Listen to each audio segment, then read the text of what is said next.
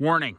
This video contains time-sensitive material subject, and things may have changed since it was uploaded. Check the video description for up-to-date information. Also warning, this video contains foul language. If that offends you, you're not gonna want to watch.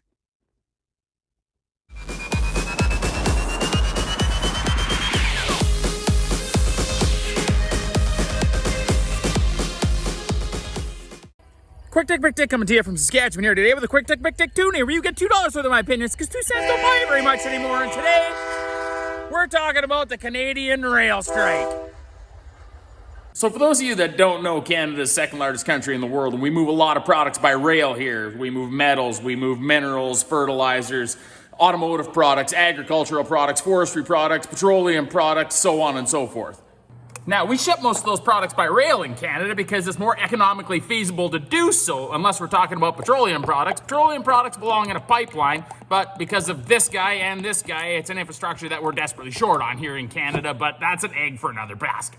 We can't move all the stuff that we need to move in Canada just by using trucks. We don't have the road infrastructure. We don't have the workforce. That's why it's important to keep solid state commodities moving on rail efficiently, how we're set up here in Canada. So now here we are in Canada with our 2 Class 1 freight railway systems, CP and CN, actually at a standstill. One's locked out employees, the other one's been issued notice to strike and they're striking. And we're just rolling right into harvest in the agriculture industry when we just happen to need the railway the most. Oh, go figure. We have a couple of massive corporations that control critical infrastructure that are going to find themselves in a great spot to start to put the squeeze on absolutely fucking everybody. And then if we look down to the root of the dispute, we find the TCRC, Teamsters Canada, and because no one else will say it, I will, another fucking union. Every time I turn on the news, there's another union drumming up a whole bunch of shit. It makes no sense to me. See, a union is paid by its members, and its members pay their union dues off of their paycheck, which is the corporation that they're working for. So essentially, a corporation is paying a union, and the union's only job is to tell the corporation how shitty of a job they're doing and how their employees and the members of the union are just working in the most treacherous environment that they've ever experienced in their life, and they need to be compensated more for it.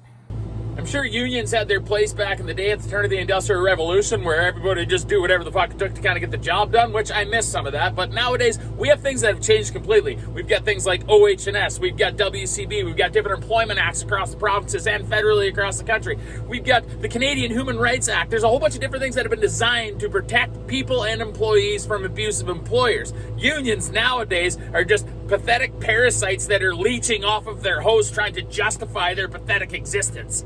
Unions also do a good job of keeping shitty employees around because of a thing called seniority. So if you have a younger employee that's willing to do better with a better work ethic, they're just going to keep you pinned right down and keep you from succeeding at your job, which is probably why big corporations and myself hate unions so bad. It's because they promote laziness, which I guess is probably why you see unions and CN and CP in a big dick swinging competition right now here, and we're all going to suffer because of it. Producers, anybody that's trying to do business in Canada that has anything to do with rail, we are going to suffer from this. Actually, most of the employees that exist within this union don't even want to strike. They just want to keep doing their thing and not have anything to do with it. That means that the only person that's left here that can fix this situation is the federal government. Oh, perfect.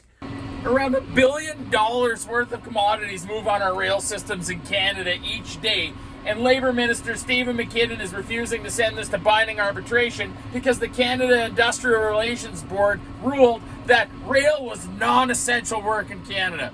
Non-essential? So shipments of meat, medicine, chlorine used to treat drinking water, it's all non-essential, right? Yeah, everybody have fun boiling fucking water for the next little while. It's just rail's non-essential.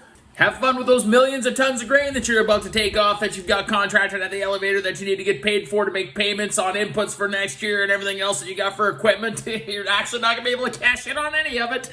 You're trying to ship lumber out of a mill for people to build houses with? Absolutely not. Can't happen. Are you actually working on a frack site and trying to get sand delivered to you so you can keep pumping a frack? Not going to happen because rail's not essential.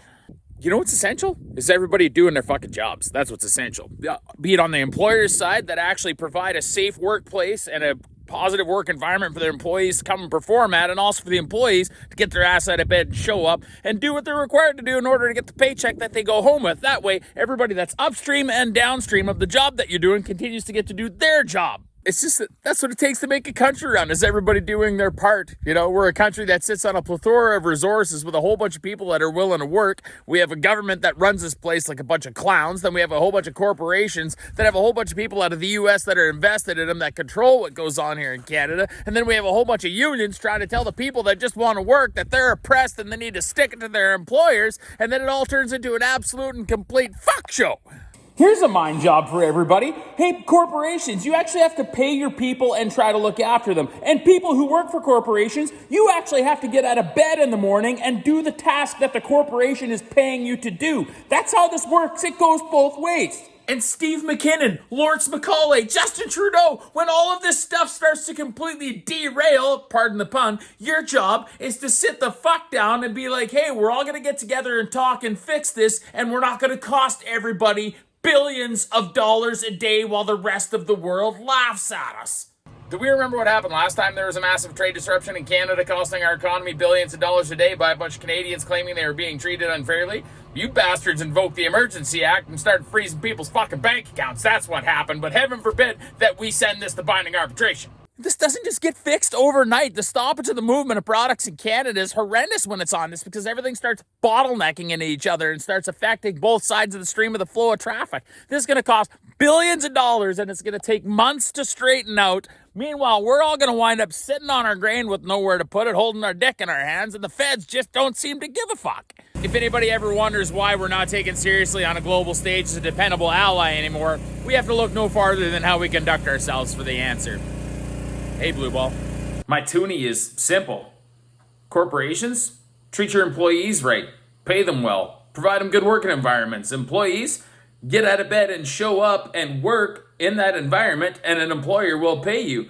Government, lay off the tax a little bit, and when things start going upside down, which is what they're doing right now, you protect your country and the people within it and your economy. That way, a whole bunch of trading partners that you have will come and keep buying things from you. People will keep working, keep paying taxes. You'll make revenue, and you'll be able to crawl your way out of this debt that you've put us in. And unions, go to hell. This is Quick Dick McDick signing off, reminding you that hardworking Canadians that know how to conduct themselves will always keep the gas in the tank and the food on our shelves. Catch you next time.